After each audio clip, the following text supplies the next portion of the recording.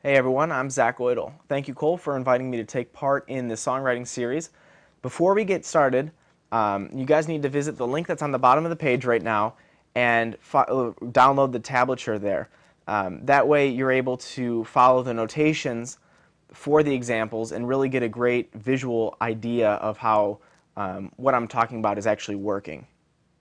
All right, so today we're going to be talking about how you can use time signatures or meter in order to create tension in your songwriting. There are obviously a ton of ways you can create tension. The most obvious probably would be something like dissonance, where the notes are clashing a little bit more and it makes things feel a little bit more tense.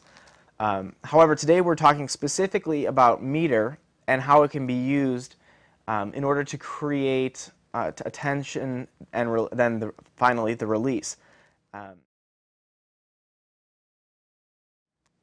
This example is an 11/8, and it has a very cool sound because overall the song example sounds pretty relaxing. But since our ears are used to hearing 12/8, we feel like we're getting kind of cut off in a way, and it kind of makes this tension and then quick release. And it's very quick, but while you're listening to this demonstration, pay attention for that because that's the element that you want to take away from this example.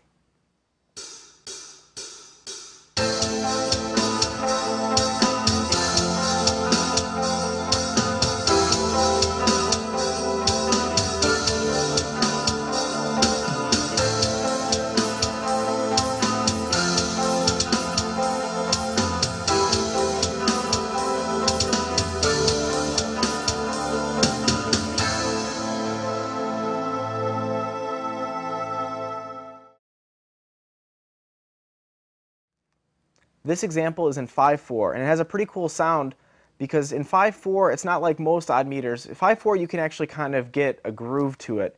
Even though it's an odd meter, it's not going to feel so much like you're jarring back and forth. This is a fairly aggressive, heavy sounding example where the focus is on that extra beat that's added in from 4/4. So we have 4/16 notes at the end of this that are the real major focus of this meter. So pay attention to those while we go through this example.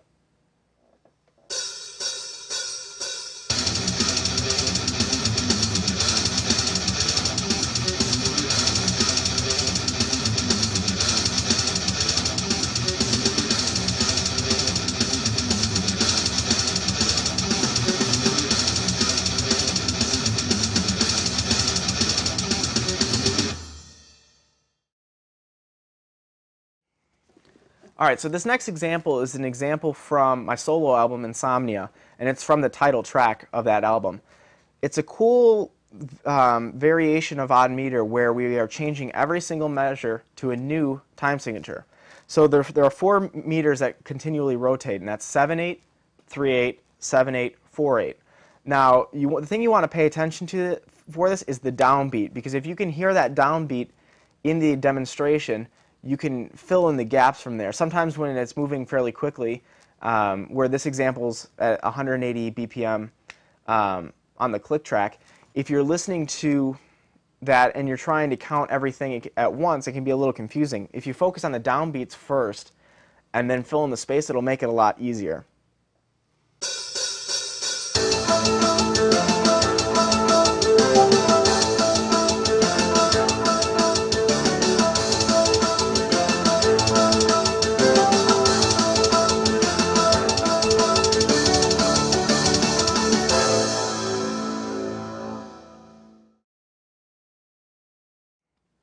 All right, so compared to that last example, this one's going to approach things a little differently.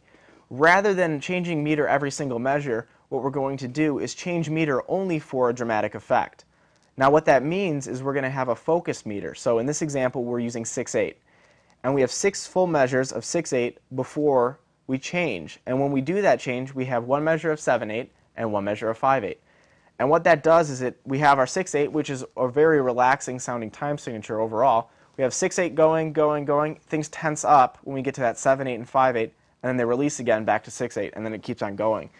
And then what that does is it allows your chord progression to have this cool sort of pull at the end of it to keep things driving. So try doing this with your own stuff. You know, take maybe 6/8 and 7/8 and 5/8, just like this example, but put your own chords to it to practice the application for it, or take some other time signatures, but the main concept for this is it's only used for the dramatic effect. You have your focus meter, and then you have one or two or so at the end of your chord progression to really pull things back around and make this tension and release.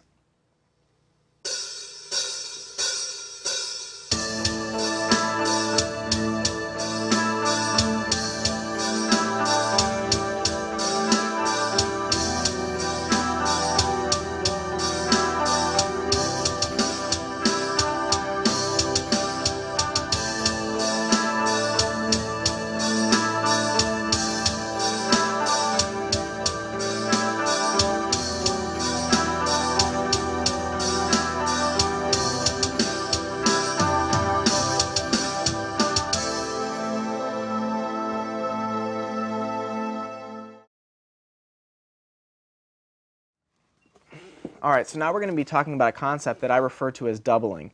Doubling is when you have one meter and then the very next meter you have is doubled. So for example, in this case we're using 5/8 and then the next measure is 5/4.